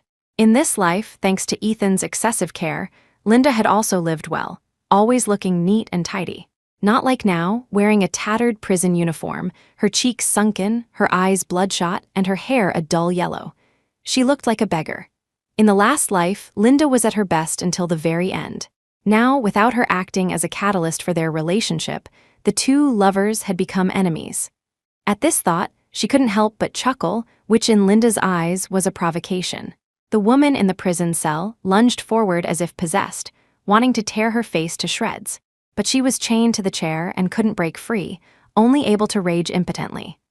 "Elara Vance, you bitch, I'm going to kill you." The woman's crazed, venomous gaze shot towards her like cold needles as she cursed at her with all her might.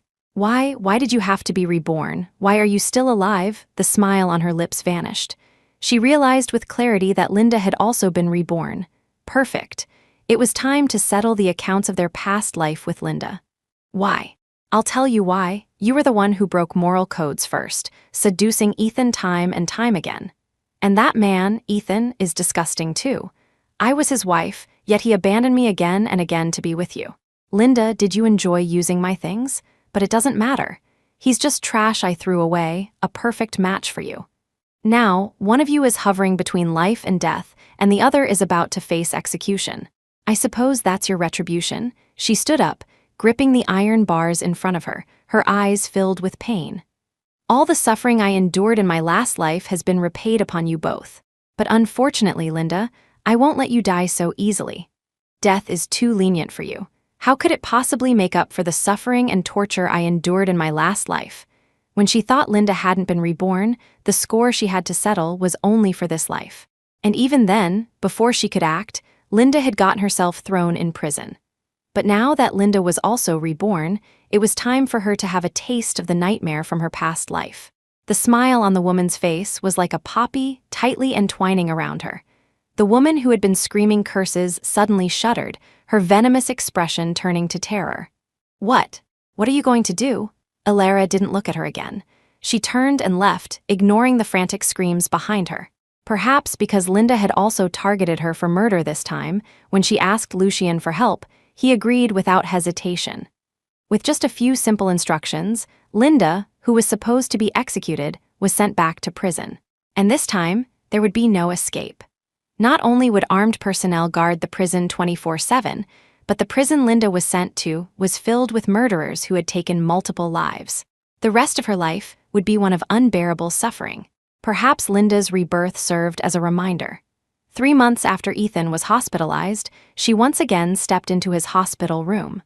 After a 3-day, 3-night surgery, Ethan's life was saved, but due to his physical condition, he would never be able to return to the battlefield. He had gone from being a top commander to working behind the scenes.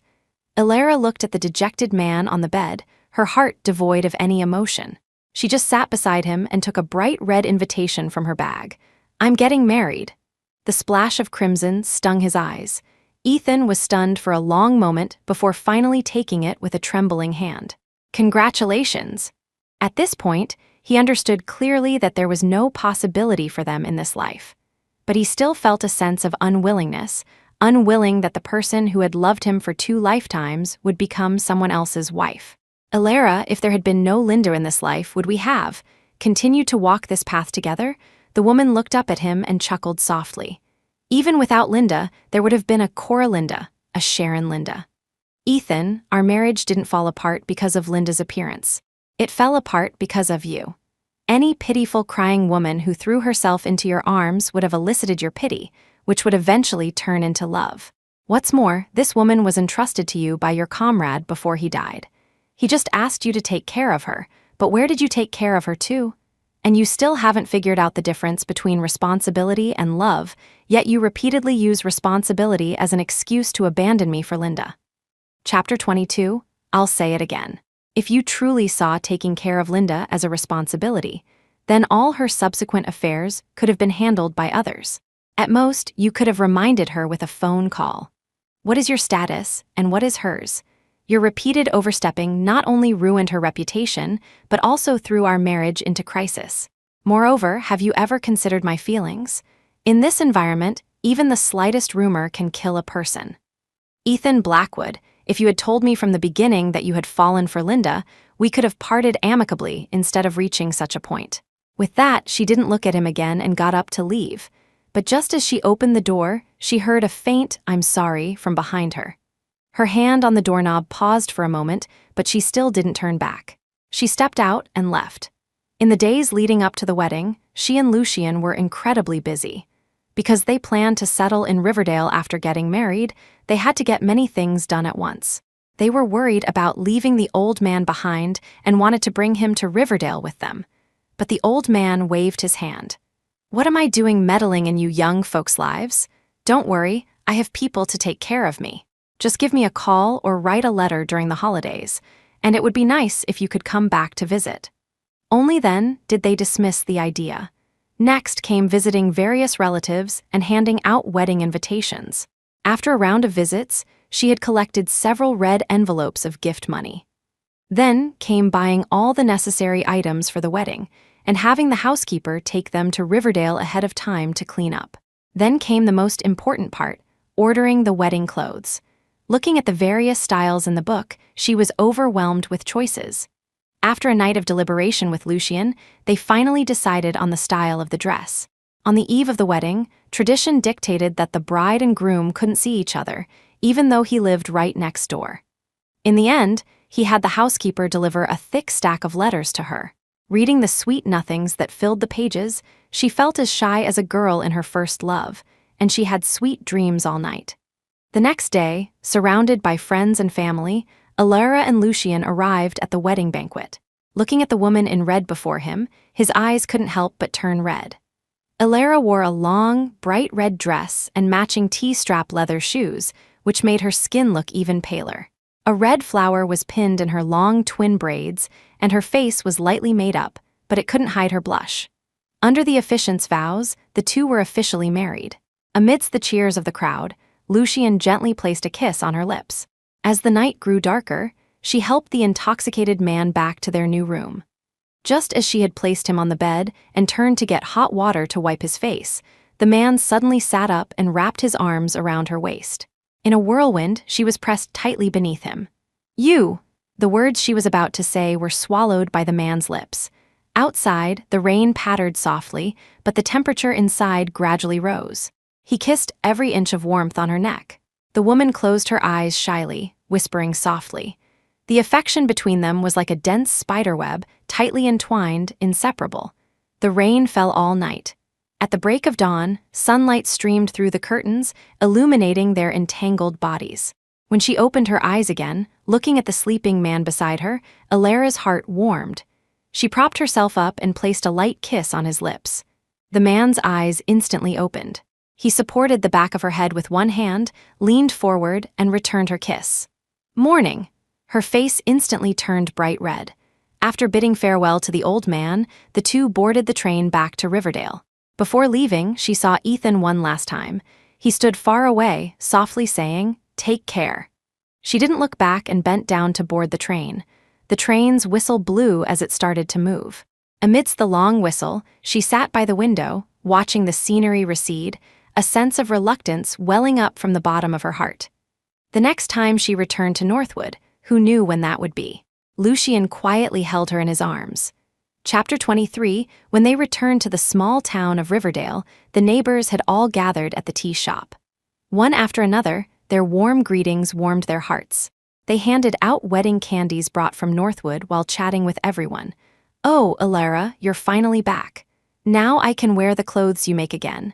You're married, congratulations, congratulations. Wishing you 100 years of happiness." The lanterns under the eaves were lit.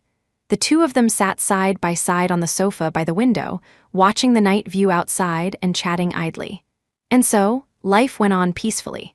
On the third day after returning to the town, the restless Alara reopened her tailor shop. To attract more customers, she had brought back several new design books from Northwood. She made a few new pieces of clothing based on the patterns, and as soon as they were displayed, they were snatched up by eager customers. The two young women in the shop were so busy they couldn't keep up, and even Lucien had to close his tea shop to come and help. After seeing off the last customer and sending the two young women home, she finally let out a sigh of relief, massaging her shoulders as she sat on the chair by the door. The man beside her helped her with the massage. Just then, her stomach rumbled. She blushed and tried to cover her stomach. She had been so busy all day that she had forgotten to eat. Seeing this, the man rolled up his sleeves and went to the back kitchen to make her a bowl of simple noodle soup.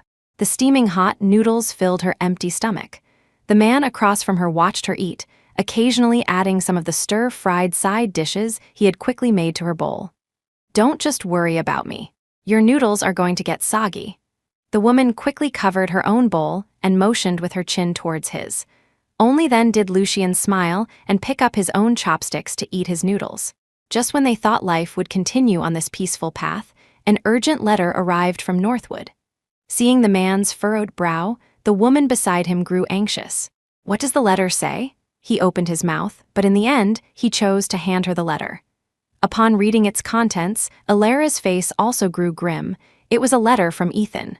On the surface, it was an apology, but the words were a farewell, as if he were about to leave this world forever. What does he mean by this? Lucien looked at her in silence for a long moment before sighing. The last time Linda injured him, his health has been poor ever since, coupled with constant exhaustion, so he doesn't have much time left. She crumpled the letter in her hand.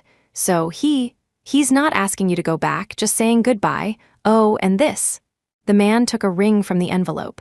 She could tell at a glance that it was one Ethan had newly commissioned, perhaps remembering the ill-fitting ring from their wedding. Ethan was dying. Her heart was filled with complex emotions, but not overwhelming sadness. That they had reached this point was his own doing. Now, not seeing each other was a good thing for both of them. Moreover, she no longer wanted to hear anything about him, so she held the letter to a candle flame. Watching the fire lick at the edges, she tossed it into a nearby metal box. Then she got up and went upstairs. At the top of the stairs, as if remembering something, she turned back to the man still sitting on the sofa. Throw the ring away. I don't need it. Northwood, in a hospital room, Ethan lay dying on the bed, listening as his aide reported on the various matters he had entrusted to him. The letter you instructed to be sent to Riverdale has been signed for, but there has been no reply. The man smiled and shook his head. It's fine, you can leave now. The aide felt a pang of pity but closed the door and left. He turned to look out the window and suddenly remembered the day he first met Alara. It was an autumn day just like this one. She wore a floral dress and looked at him shyly. Are you Ethan Blackwood? He couldn't remember how he had answered. He only remembered her face, ashen with despair, after he had gone to take care of Linda. He had promised at their wedding to take care of her and love her for a lifetime, but in the end, he had broken his promise. The memories of 2 lifetimes blurred together. He knew his time was up. He struggled to pull a wedding ring from his pocket. It was the ring he had placed on her finger at their wedding. Perhaps because it didn't fit, she had only worn it once before putting it away in a box, just like their marriage. He had betrayed her once, and she had never looked back. Finally, he murmured to himself, Alara, I'm sorry. In the next life, don't meet me again. The next moment, his hand fell limp, and the ring slipped from his grasp, clattering to the floor.